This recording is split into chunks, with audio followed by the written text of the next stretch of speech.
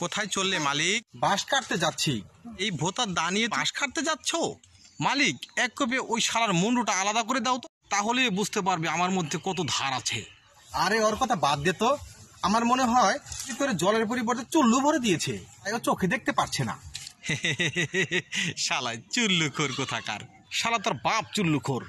ওই চল চল, বাঁশ কাটতে দেরি হয়ে যাচ্ছে। এই খোকা, তোমার বাড়িতে পায়খানা নেই নাকি? বাঁশ বাগানে সোজা হাঁকতে চলে এসেছো? কেন, আমার হাতে কি আছে দেখতে পাচ্ছিস না? এই আমি বাঁশ কাটতে এসেছি রে। সকাল সকাল বাঁশ কেটে করবেটা কি? বাঁশ কেটে কি করে তুই জানিস না নাকি? ও জানি তো, কিছু কিছু লোক তো আবার কারো পিছনে দেওয়ার জন্য ব্যবহার করে। আরে আমি আর কি বাঁশ দেব, লোকে তো আমার পাছায় বাঁশ দিয়ে যায়। আচ্ছা আচ্ছা, আর কাটতে হবে না, ওই পাশের আছলা বাঁশটাকে কেটে নিয়ে বাসায় চলে যাও। ঠিক আছে ঠিক আছে, দাঁড়া, তাহলে আমি পাশেরটাই কেটে নিয়ে যাচ্ছি। ও বাবা গো, মা গো, আমাকে মেরে ফেললো গো, সেই জায়গায় লেগেছে রে, বাঁচা।